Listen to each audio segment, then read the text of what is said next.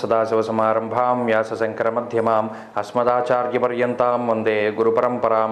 జ్యోతిష్ శాస్త్రాన్ని భావితరాల వారికి ప్రసాదించిన ఋషుల యొక్క పాదపద్మాలకి నమస్కారం చేసుకుంటూ, అలాగే నాకు ఈ జ్యోతిష విద్యను నేర్పిన గురువర్యులు జ్యోతిష బ్రహ్మ కీర్తిశేషులు శ్రీ ఏరంకి సూర్యనారాయణమూర్తి గారు, సూర్యశ్రీ దైవజ్ఞ గారి యొక్క పాదపద్మాలకి నమస్కారం చేసుకుంటూ, ఓం శ్రీ మహాగణాధిపతి నమః, శ్రీ గురుభ్యో నమః, హరి ఓం.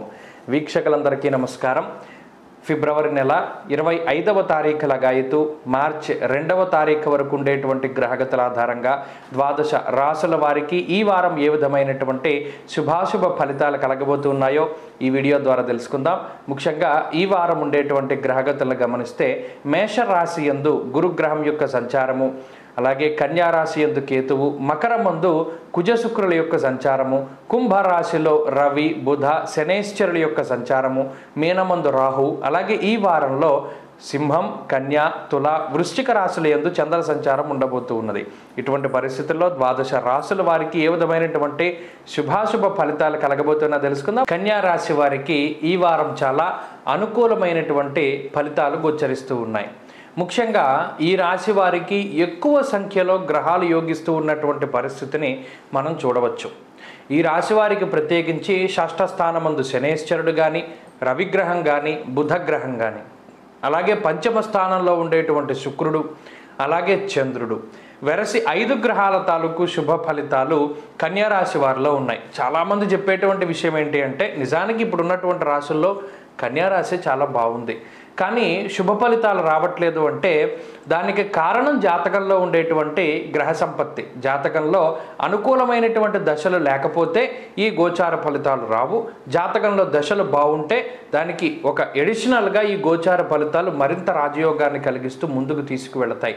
మరీ ముఖ్యంగా ఈ వారం ఉండేటువంటి గ్రహస్థితి వల్ల ఈ కన్యారాశి వారికి కార్యసాధకత్వము అనేటువంటిది ఏర్పడుతూ ఉంటుంది. అనగా కార్యాన్ని సాధించేటువంటి పరిస్థితి, కార్యసిద్ధి కలిగేటువంటి విధంగా గ్రహస్థితి ప్రోత్సహిస్తూ ఉంటుంది. పంచమంలో ఉండేటువంటి శుక్రగ్రహము ఆలోచన తీరులో మార్పులు తీసుకువస్తారు. ఇప్పటివరకు ఉన్నటువంటి ధోరణి ఒకటి, ఇక మీద తీసుకోబోయేటువంటి ఆలోచనలో మార్పుని శుక్రగ్రహం సూచిస్తూ ఉంటారు.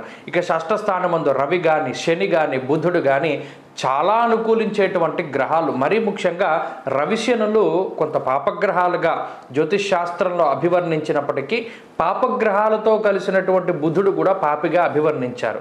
ఎప్పుడైతే ఈ 3 గ్రహాలు షష్ఠ స్థానమందు ఉన్నాయో మిమ్మల్ని వృద్ధి చెందించేటువంటి విధంగా, ఎందుకంటే అది ఉపచయ స్థానం కాబట్టి మీ యొక్క ఆర్థికాభివృద్ధిని, అలాగే శత్రునాశనాన్ని, అలాగే ఆరోగ్యాభివృద్ధిని, మరీ ముఖ్యంగా మీకుండేటువంటి పేరు ప్రఖ్యాతల్ని, వీటన్నిటిని కూడా ఈ ఖ్యాతిని అభివృద్ధి చేసేటువంటి విధంగా ఈ గ్రహస్థితి చాలా ఉపయుక్తంగా ఉంటుంది.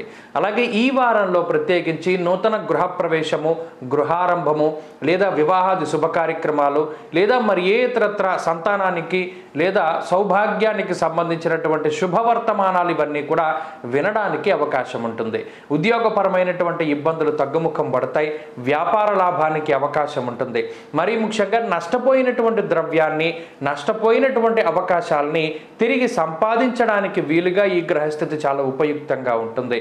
మరీ ముఖ్యంగా పంచమంలో ఉండేటువంటి కుజగ్రహం కొంత కోపాన్ని ప్రేరేపిస్తూ ఉంటారు. ఏదో ఒక చిన్నపాటి అసహనమో లేదా అనుకున్నది సవ్యంగా జరగలేదు అనేటువంటి ఒక విధానమో ఏదైనా ఉన్నప్పటికీ కొంత ఆ కోపాన్ని కూడా మీరు తగ్గించుకోగలిగితే, మౌనంగా ఉండగలిగితే కన్యారాశి వారి ఈ వారం అద్భుతమైనటువంటి ఫలితాలని చూస్తారు. విద్యార్థులకి ఈ గ్రహస్థితి చాలా ఉన్నతంగా ఉన్నది. అలాగే స్త్రీలకి కూడా ఈ గ్రహస్థితి 100కి 100 పాళ్ళు శుభాన్ని చేకూర్చేటువంటి విధంగా పనిచేస్తూ ఉన్నది.